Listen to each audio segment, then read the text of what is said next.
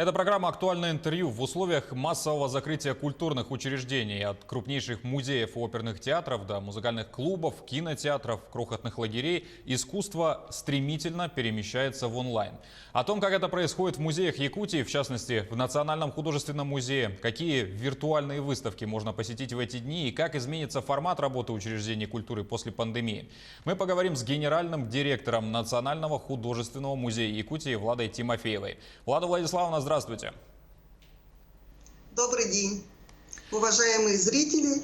И действительно, интернет делает доступными широкой аудитории наши коллекции сегодня, в это необычное, очень сложное время пандемии.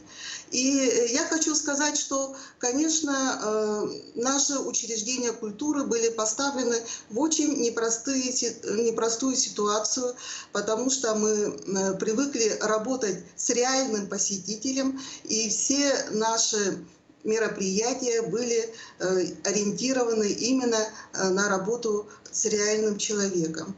Но благодаря тому, что многие годы Национальный художественный музей работал в направлении цифровизации музейной продукции, мы имеем наработки, и это очень важно. Например, на платформе Google Art and Culture представлены наши выставки. Буквально вчера мы запустили из цикла «Золотая коллекция НХМ» новую выставку, посвященную первым якутским художникам. Онлайн-выставки в музеях Якутии разные. Где-то это 3D-экскурсии, где-то видеоконтент с экспозициями. Что представил ваш музей? Насколько такие выставки интересны посетителям? Вы наверняка следите и за количеством онлайн-посещений. Что говорят цифры сегодня? Помимо виртуальных выставок, у нас есть на официальном сайте виртуальный тур, где посетитель в буквальном смысле виртуально может посетить первый этаж, познакомиться с шедеврами русского искусства, с произведениями советского периода отечественных художников, виртуально подняться на второй этаж и увидеть произведения искусства якутских художников. На третьем этаже представлено народное искусство, декоративно-прикладное искусство. Особый интерес вызывает косторезные произведения, бренд искусства республики. Помимо виртуального тура, помимо виртуальных выставок, сегодня в это непростое время у нас рождаются новые проекты. Это видеопрезентации, различные викторины, конкурсы.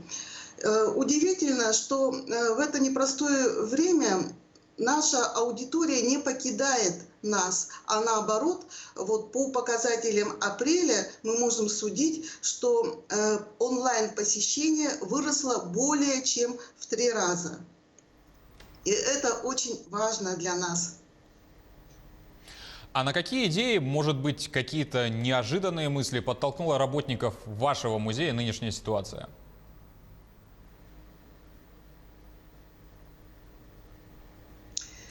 Я думаю, что как раз в такие сложные исторические переломные моменты культура и искусство дает для человечества особую опору, стержень в эти дни. Поэтому мы с удовольствием принимаем участие в онлайн-мероприятиях. И буквально на днях открылась новая рубрика с таким необычным названием «Картины на карантине», где мы рассказываем о произведениях западноевропейского искусства из коллекции Национального художественного музея.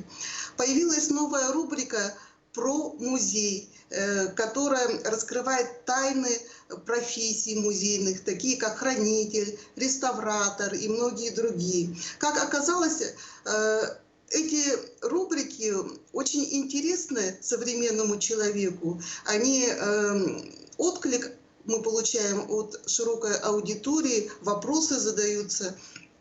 Поэтому в это сложное время, я думаю, что наша культура, наоборот, должна активно подключиться и создавать различную мероприятия, раскрывающие проблемы, раскрывающие важные темы и вечные ценности, которые сегодня, наверное, каждый из нас как бы через себя пропустил и понял еще раз, как важно для нас наша родная природа, человек, живущий в республике, и такие вечные ценности, как любовь, семья.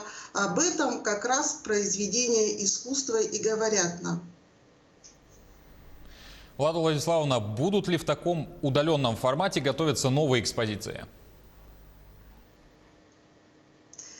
Конечно, мы в течение всего года готовились к мероприятиям, посвященным 75-летию победы в Великой Отечественной войне. Прежде всего, это выставочный проект «Победа. Новый эпос». И 9 мая приглашаем всех на виртуальную видеопрезентацию этого проекта. В этом проекте мы очень необычный ракурс взяли, рассматривая произведения, посвященные героическому эпосу Аланхо, мифу, фольклору, и сравнивая произведения якутских художников с картинами отечественных художников, посвященным Великой Отечественной войне. И мы находим одинаковые темы, одни и те же сюжеты. Это воспевание национального героя, защитника Отечества.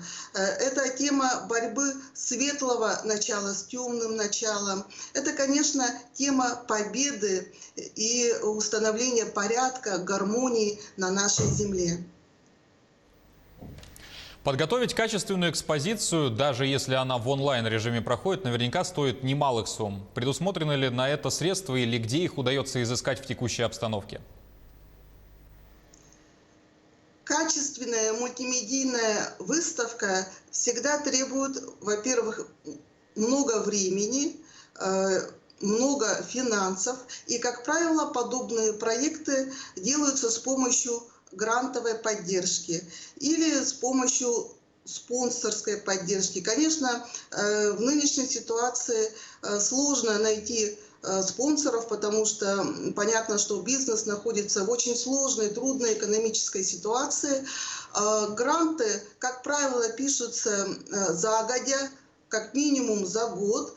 И так как по госзаданию, по национальному проекту культуры все учреждения культуры были ориентированы именно на реального посетителя, на увеличение посещаемости музеев, то, конечно, уклон нашей работы был в другом ключе. Но пандемия открыла для нас новые возможности. Мы поняли, что надо не забывать и о том, что идет цифровизация, надо большое внимание уделять, приоритетное внимание уделять цифровизации музейной деятельности и, конечно, создавать большие мультимедийные выставочные проекты. Лада Владиславовна, какие плюсы и минусы вы открыли для себя в новом формате работы? В эту необычную ситуацию, во-первых, мы попробовали работать на удаленке. Это очень ценный опыт, который показал нам, что многие сотрудники могут работать в этом режиме.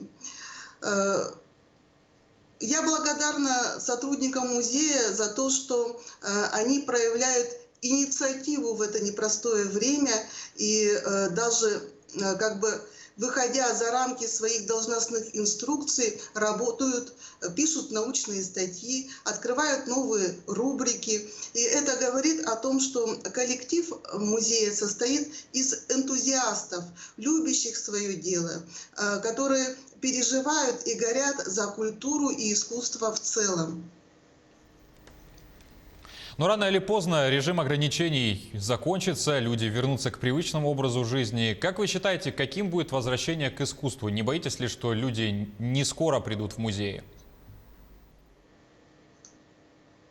На мой взгляд, вот это время самоизоляции дал многим людям почувствовать и соскучиться по настоящему искусству, например, по живой музыке, по общению с подлинниками, с подлинным искусством, которое представлено в музее. Потому что онлайн-ресурсы – это только дополнительный материал к настоящему произведению искусства. Воочию его почувствовать, пропустить через себя, через свое сердце возможно только в реальном режиме. И я думаю, что, как и многие, например, на примере первомайской демонстрации соскучились по демонстрации, так и многие наши посетители соскучились по реальному общению в пространстве музея, в пространстве выставок. Мы очень ждем и надеемся, что скоро жизнь наладится и люди придут к нам. С этим действительно трудно спорить. Уже сейчас, в принципе, понятно, что мир после пандемии уже другим не будет. Что, на ваш взгляд, останется, а что уйдет из нашей жизни? Я думаю, что все мы стали лучше. Обычно какие-то сложные исторические моменты в человеке пробуждаются лучшие его качества. Посмотрите, какие все стали внимательны друг к другу. И что важно, произведения искусства как раз и говорят об этом, о вечных ценностях, о любви, о семье, о нашей прекрасной природе. И именно в постоянной экспозиции музея можно увидеть вот эту подлинную, неподдельную любовь и понимание вечных человеческих ценностей. Я думаю, мы все стали лучше после пандемии. Лада Владиславовна, спасибо за уделенное время. Новых вам творческих высот и больше зрителей как в онлайне, так и по открытию музея. Спасибо еще раз. Об искусстве и работе Национального художественного музея мы говорили с его генеральным директором Владой Тимофеевой. Это было актуальное интервью. Оставайтесь с нами.